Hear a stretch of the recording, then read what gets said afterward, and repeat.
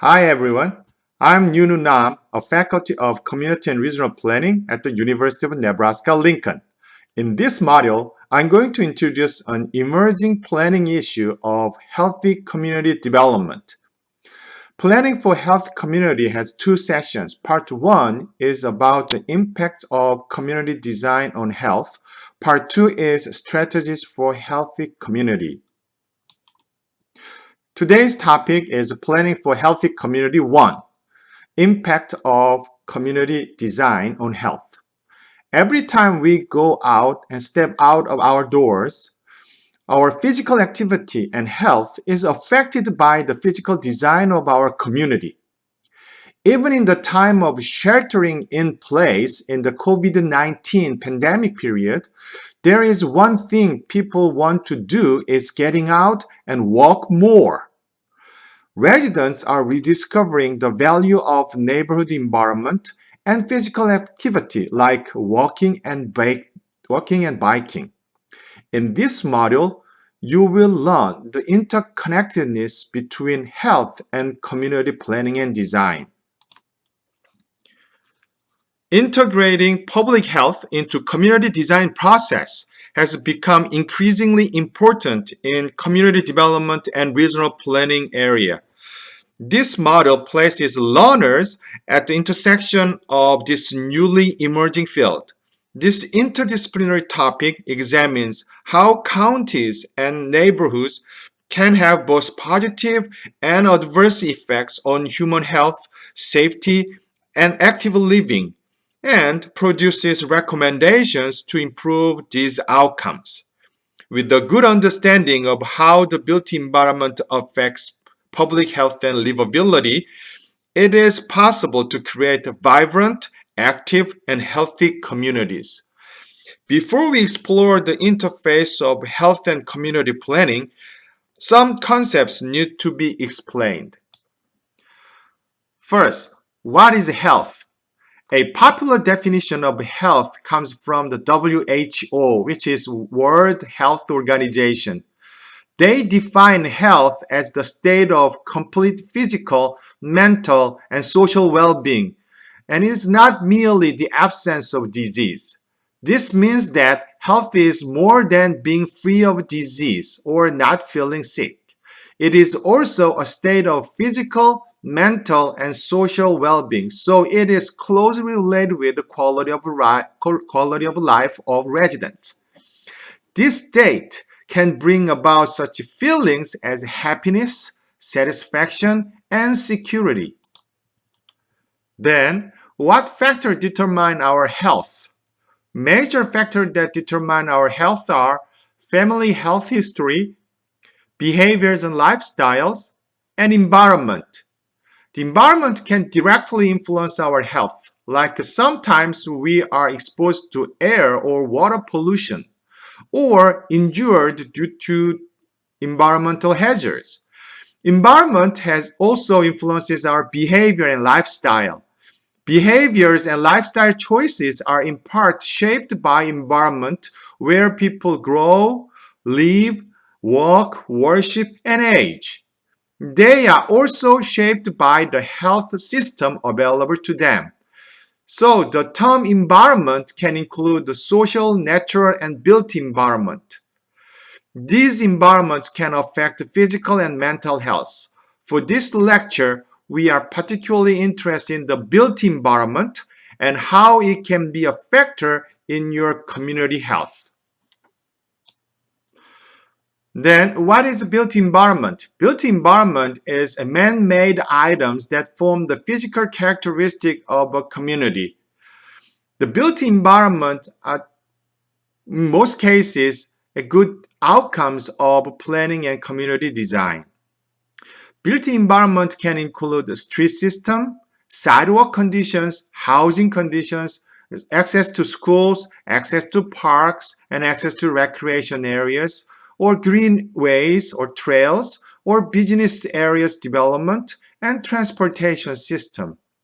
It also extends to electrical utility lines, landfill of waste disposal sites, or water system or subway trains and highways. Then, What is community planning and design? Through community planning and design, we create and arrange important elements of the built environment. So community design is usually decided by a community's planning process and the policy decisions by local governments. By combining two previous concepts, then what is healthy community design then? Healthy community design is a planning and designing communities that make it easier for people to live active and healthy lives. Healthy community design links destinations that promote health, such as access to parks, access to grocery stores, movement between home and workplaces through a transportation network that facilitates safe travel for pedestrians, bicyclists, public transportation users, and automobile drivers. Healthy community design can influence the overall health of a community by making healthy life choices easily available and accessible to all community residents. So, healthy community design links the traditional concepts of planning, such as land use, transportation, community facilities, parks, and open space, with health themes, such as physical activity, public safety, healthy food access, mental health, air and water quality, and social equity issues. Like that, community design can affect our health in a variety of ways. What are the benefits of the healthy community design? Why do we need it? If a community implements healthy community design principles, the residents can enjoy the following health benefits. It will create safe and comfortable streets and sidewalks that encourages residents to incorporate physical activity into their daily routine by biking or walking. That will include the movement for the commuting, for workplace, or some movement for physical activity for the leisures or recreation purpose. It will also increase access to quality, healthy foods. It will provide diverse transportation options too, like a public transit, biking, and walking that will help to reduce traffic and air pollutions. It will also protect water quality and quantity and making communities more attractive by preserving wetlands, community parks, and undeveloped green space available. These valued items may also give people a place to play, relax, and connect with nature, which is good for mental health, and much more. I will introduce a couple of examples of community development cases to see how health can be connected with planning and policy programs. If we like to consider healthy community design decisions, where do we start? The most common areas are the popular programs of our local governments, such as transportation, land use and community development, and various policies and programs. First, transportation system. Transportation systems impact health several ways, especially some of our nation's biggest health issues like obesity, physical activity, respiratory health, and vehicle-related injury and death. Non-motorized transportation options like walking and biking will promote greater physical activity. It will lead to the lower levels of obesity, which in turn contribute to the lower levels of chronic conditions and improve overall health of residents. Public transit use, if we increase the public transit use, it will decrease driving alone options, and it will reduce air pollution, which in turn improve health. According to the CDC, which is Centers for Disease Control Prevention, they have transportation recommendations. It said, expanding the availability of, safety for, and access to a variety of transportation options and integrating health-enhancing choices into transportation policy has the potential to save lives by preventing chronic disease, reducing and preventing motor vehicle related injury and death, improving environmental health while stimulating economic development and ensuring access for all people. Another example is land use and community development. Land use and community development decisions may impact many aspects of our lives, including our health. Land use decisions can affect whether we have access to healthy food choices or access to parks and green spaces or good homes, jobs, and schools in our community. It will impact on obesity, physical activity, and well-being of residents. Land use decisions also affect our freedom to choose how to get to the grocery store, a park, or even walk or school. Such a community often supports bike lanes and paths, sidewalks, and train stations and stops. A community that supports mixed-use development allows residents access to the necessities of life within walking distance. Land use and community development decisions can also affect a community's social capital, which is a necessary component in a community's livability, health, and well-being.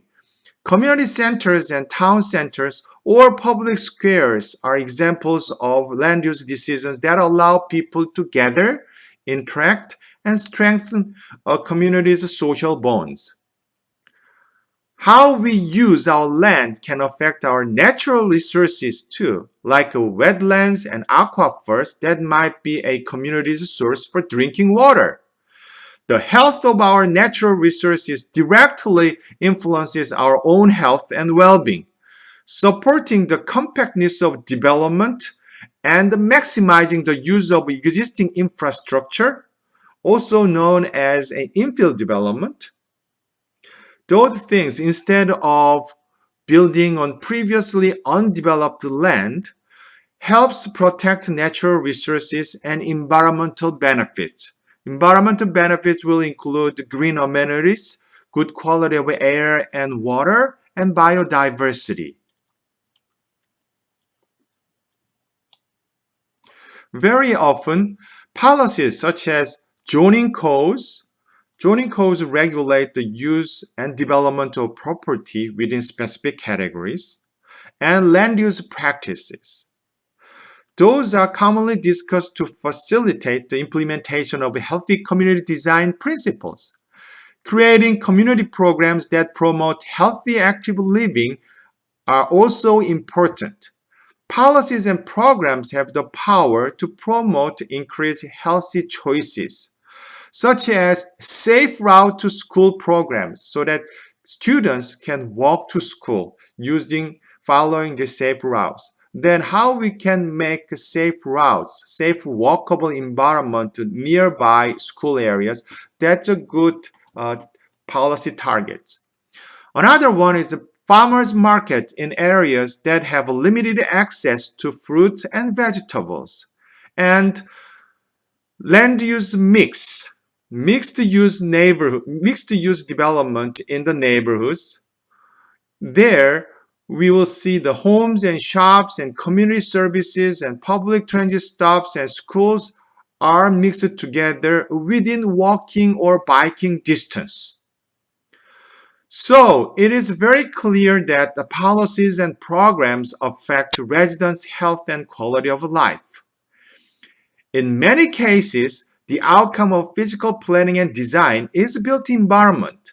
So now we are interested to learn how built environment actually impacts on health. Impacts of community planning and design or built environment on health has a very diverse phases. The one of it is built environment and physical activity. So active and healthy community environments can promote safety and physical health among their residents. Inadequate physical activity and unhealthy lifestyles are major preventive public health issues in the US. Theoretically, walkable and safe areas promote greater physical activity, and it leads to lower levels of obesity. In turn, it contributes to a lower levels of chronic conditions and improve overall health of residents.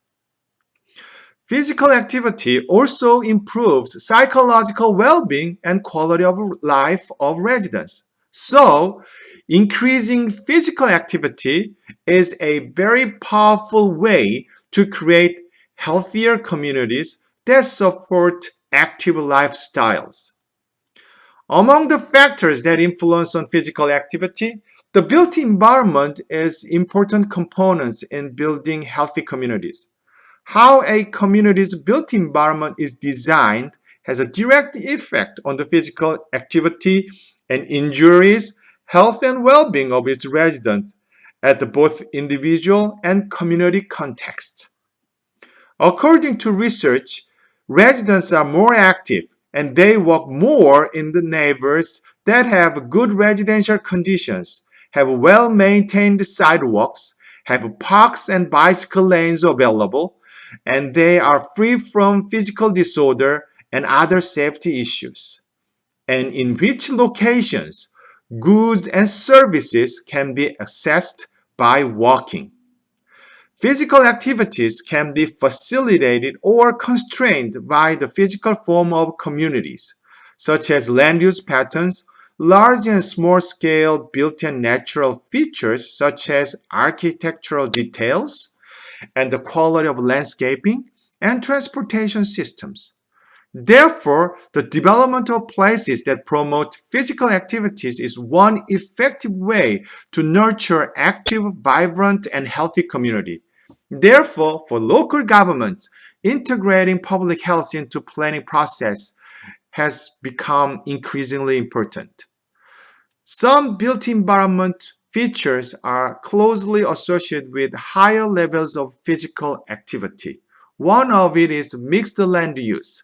Mixed land use means a land development containing two or more different land use, such as residential, commercial, and industrial, and they are co-located in an integrated way. For example, if there is a mix of residential commercial, that means your home is very close located to the retail shops. So when you get to your retail shops or groceries, you can walk or bike rather than driving. Sometimes in one building, first floor is retail areas and second floor is apartment or residential areas. That's another type of mixed use. Anyway, in this mixed land use environment, your home and retail places or some offices are within walking distance. Since you have destinations to walk and bike, it facilitates physical activities. So, neighborhoods with mixed land use is closely associated with higher level of physical activity. Another component is street connectivity. People living in the neighborhoods with the grid type street system. The grid type means it has a shorter block of distance and more accessible forms. In this community, people walk more and is more active. And the residential density matters. So higher residential density and greater street connectivity are closely related with higher physical activity. And transportation facilities and pedestrian infrastructure plays an important role too. Transportation facilities such as the presence and good condition of sidewalk and design of street system of roads, those can encourage or impede physical activity. Physical activities, supportive social environment is another one. Social environmental attributes include less crime, higher community social capital. If you feel safe, you like to go outside more often. If you know more of your neighbors, you like to go outside more often. A neighborhood with higher social capital is closely associated with a higher level of health conditions. If a community have a higher social capital, they normally produce lots of positive neighborhood outcomes. Another factor is proximity. Living close to parks, community parks, or trails, or recreation facilities is associated with greater use of facilities and more recreational physical activity. The built environment features also have direct and indirect effects on social capital. Residents living in walkable environments are more likely to know their neighbors, participate politically, trust others, and be socially engaged. If you go outside more often, you have more chance to say hi to your neighbors and interact with your neighbors. The social interactions in a neighborhood can be intentional or casual. These casual contacts can occur at neighborhood corner shops, at local parks, or on the sidewalks. To many residents, such contacts breed a sense of familiarity and predictability that most people find comforting. When summed over time, these interactions will create social networking and eventually facilitate the development of social capital, community social capital. A growing number of research agree that social networks and community involvement have positive health outcomes. Persons who are socially engaged with others and actively involved in their communities tend to live longer and be healthier physically and mentally. Collective efficacy, which is perception of mutual trust and willingness to help each other, it is a good measure of neighborhood social capital. So this collective efficacy has been closely associated with the positive health outcomes, including lower levels of assaults, homicides, premature mortality, and asthma. Neighborhoods with higher social capital have positive neighborhood outcomes, such as lower crime rates, which is safe environment, and higher educational achievement, which is good, and higher participation in public issues and community issues, so that they easily collaborate to serve in the public issues, which is very important for the successful implementation of public policies. Built environment also affects mental health. Crowdedness, noisy environment, unsafe places, without green spaces, those are strongly associated with negative outcomes such as stress, anxiety, depression, and violent behavior. And also interactive and inviting social spaces, so kind of welcoming environment with ample green space often leads to significant positive outcomes such as social capital and satisfaction. So we need to create the places that encourage physical activity, and it will reduce a depression level too. Built environment also have an impact on the water and air quality. So built environment can impact the flow of water and wastewater in a community, and also built environment have an impact on roadway system and traffic exposures, and those are critical indicators for air pollution exposures. Another thing is a contact with nature.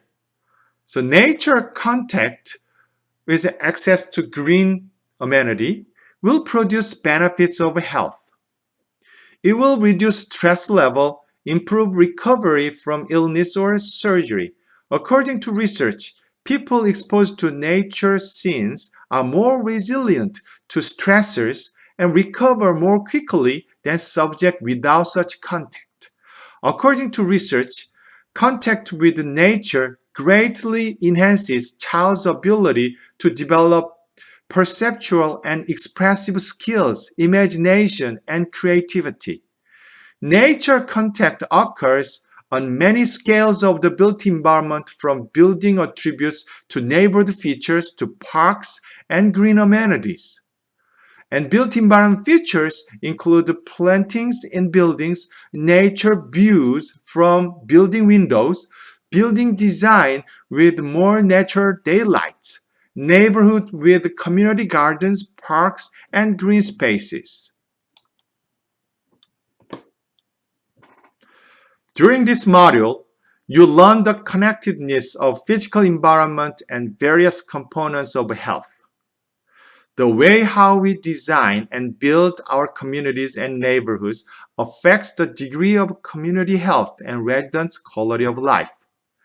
The fundamental premise is that some community planning and designs enable or encourage healthy community, whereas others do not. Among others, the built environment is a key determinant of community health. Local governments are in a unique position to improve community health by shaping the environments where people live, work, play, and interact. Therefore, it is critical that local governments need to consider to document, measure, track, and design built environment elements that are known to be key determinants of healthy community. In doing so, we can create vibrant and healthy community in your county. Thank you for listening.